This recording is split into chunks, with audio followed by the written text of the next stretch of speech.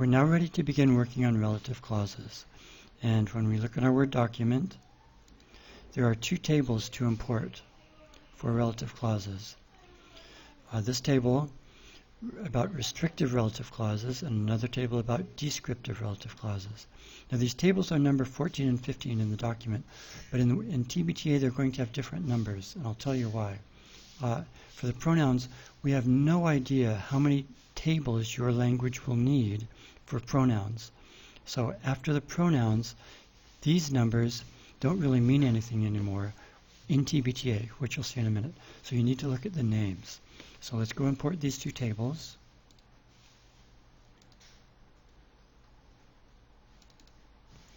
And here in TBTA, they are tables number 21 and 22 because we have so many tables for the pronouns. So let's import these two tables. All the selected tables were imported. So now let's go look and see what those tables did for us. But first I want to go to our first example of a sentence with a relative clause. Just to review some terminology here. When linguists talk about relative clauses, there's a head noun. That's the noun being modified by the relative clause.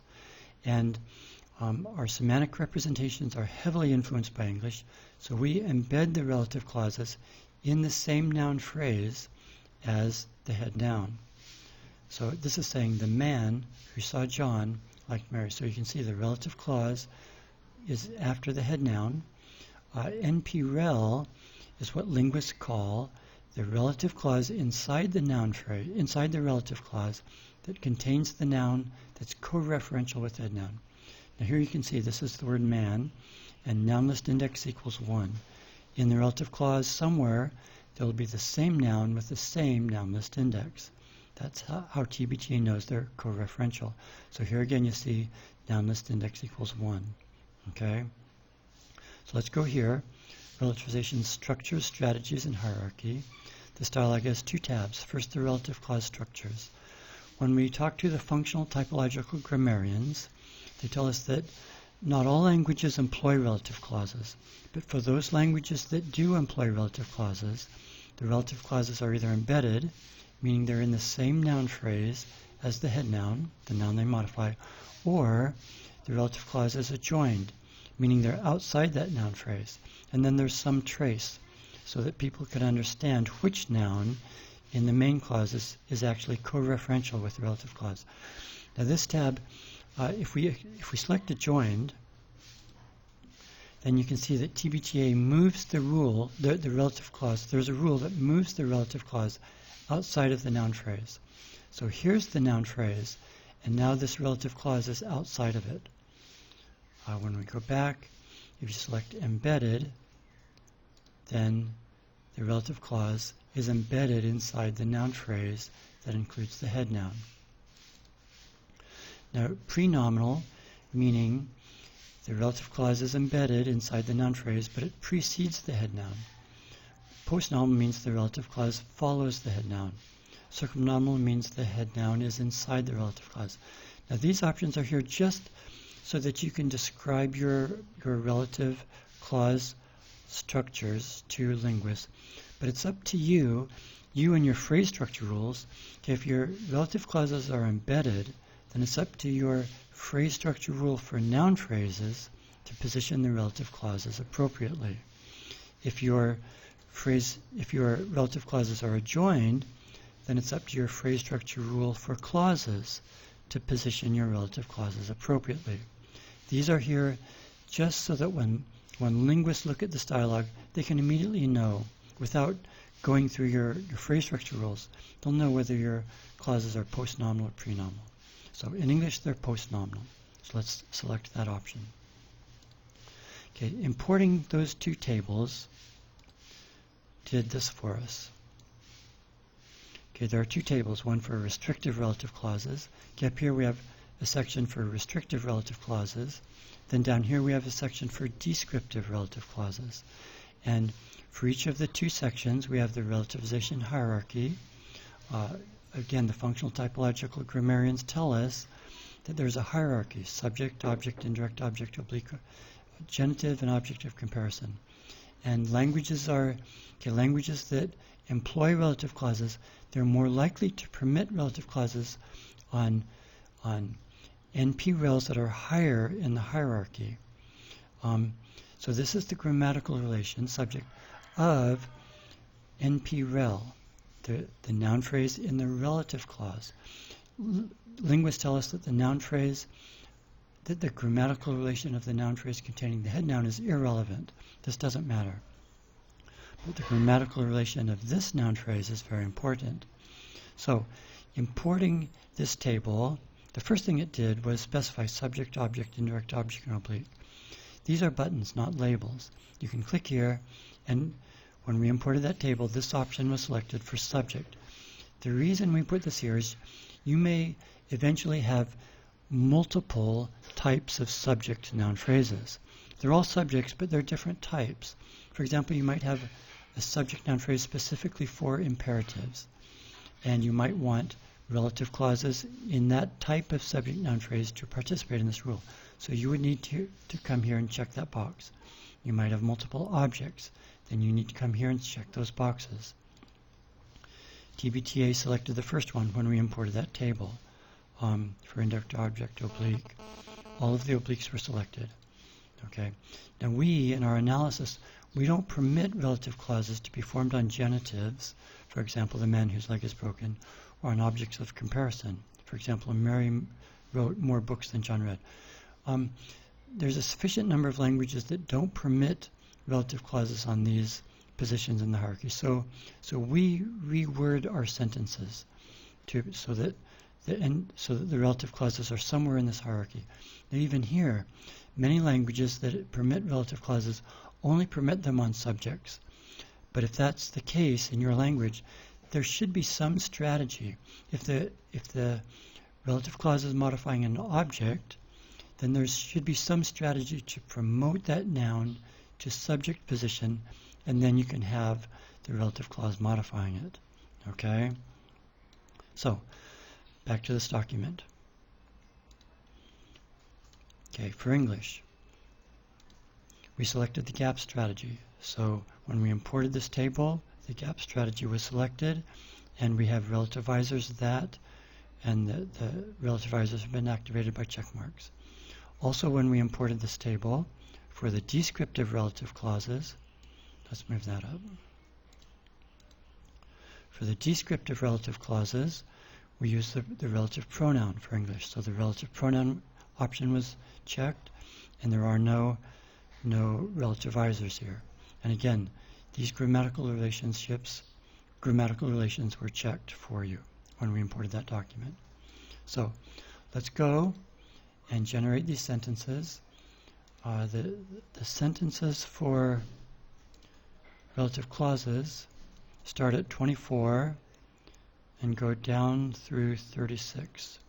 So let's generate 24 to 36.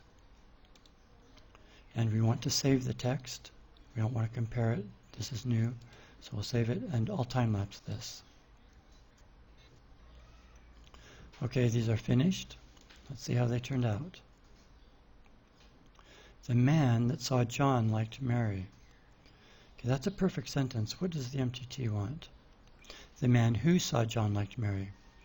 The man who. Okay, that's fine, but I do like this a little better. If this is a person, the man, the woman, the child, the children who came to Jesus, I do like this a little better. So the rule is, if NP-rel is the subject and the head noun is a person, then let's use a relative pronoun who instead of the relativizer that. We'll go work on that rule in a minute. The house that John lives in is there. Okay, that's also a perfect sentence. The MTT, the house where John lives. Okay, I do like that better. The house where John lives is there. So this rule is saying when NP-rel is an oblique with a preposition, then delete the preposition and change the relativizer from that to where. The day. Okay, the day when John read that book was good. So it's similar. When NP-rel is an oblique with a preposition, then delete the preposition and change the relativizer from that to when. Okay, so let's go work on those. We'll look at these in a minute. Okay, the man. Okay, you may remember from previous videos, all of the rules down through and including noun-noun relationships are executed even before the verse is displayed to us. So the relative clause rules have already been executed. That's why this has been inserted. It says inserted by relativization structures and strategies, restrictive relative clause strategies, subject. So that was inserted by this one here. Just so you can see, let's change it to that X. And now you see that X. Okay, so it's already been executed.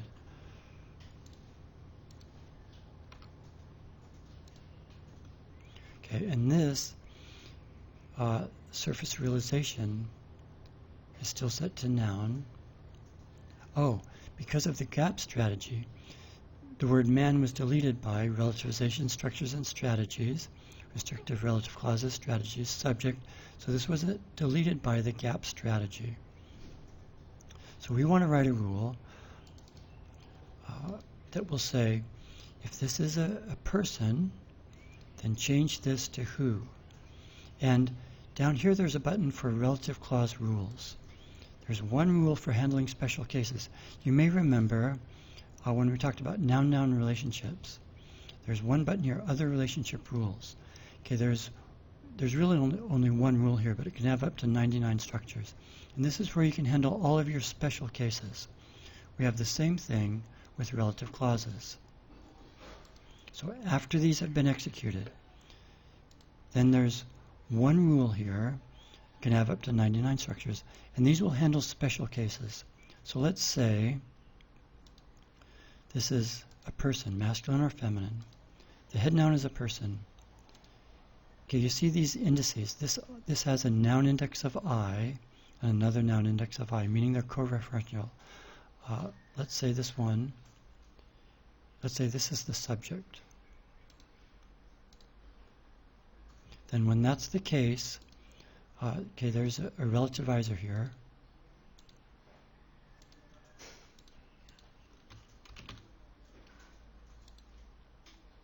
Okay, this relativizer was inserted by these rules out here, but we want to delete that relativizer, and we want to change this so that it uses a relative pronoun. Let's insert an example. Let's activate this rule. And now you see, okay, the relativizer is gone. And you can see the word that was deleted by relativization structures and strategies, relative clause rules, rule 1. And now this has a surface realization value of relative pronoun. And we see here features change from surface realization equals noun to relative pronoun by relativization structures and strategies, relative clause rules, rule 1, structure 1. If we generate this now, the man who saw John liked Mary. Generated text is identical. So let's save it. Okay, this one, the house that John lives in is there. Okay, so we want to delete this relativizer and insert the relativizer where, whenever NP-rel is an oblique and it has a word like this in it, a preposition, the sense of in. So let's go back to our special rule for relative clauses. We'll add another structure. For this rule, we don't want this masculine and feminine. Okay, and we don't want this to be subject. It'll be an oblique, but we'll just leave it unspecified. We know this noun has to be co-referential with the head noun because of the noun index I. And by the way, if you want to set the index, there's a button, Set Nominal Indices, here. You can set it to no index. Now it has no index. You have all these options, set it to J, etc. But we want it set to I. Okay? And now inside this noun phrase, there needs to be a preposition.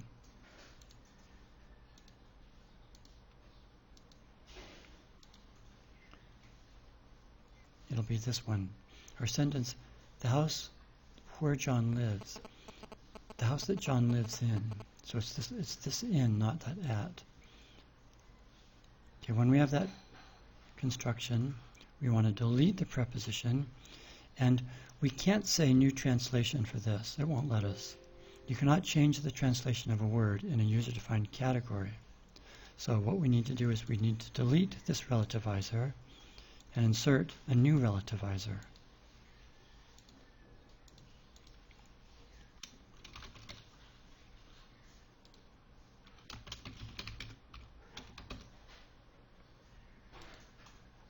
Okay.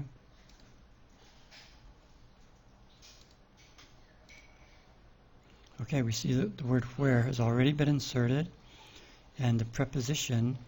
Okay, when something is deleted, you can rest your cursor on the opening clause boundary, and that's where all of the deletions, the history of the deletions, are stored. So you can see here that was deleted by that rule, structure number 2, and the word in was deleted by relativization, structures and strategies, relative clause rules, rule 1, structure 2. So now when we generate the sentence, the house where John lives is there. Generated text is identical. Let's save it. Let's go to the next one. Okay, the day that John read that book in was good. So we have a similar situation, but this is a temporal. This head noun is temporal. Let's go back to our special rule for relative clauses, and we'll add another structure. Okay, this time instead of the word in, I clicked on new translation. Let's say AdWords. We want this sense of in, the temporal in. So we're going to delete this in. So now we have this temporal in. And we want to delete that, and we want to delete the relativizer, and we're going to insert a new relativizer.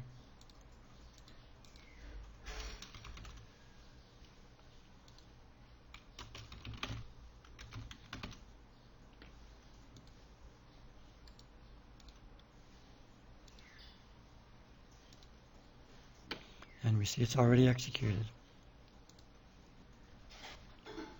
The day when John read that book was good. Generated text is identical. Let's save it. Okay, so we have 3 left. I'll stop this video here. We'll work on those 3 in the next one.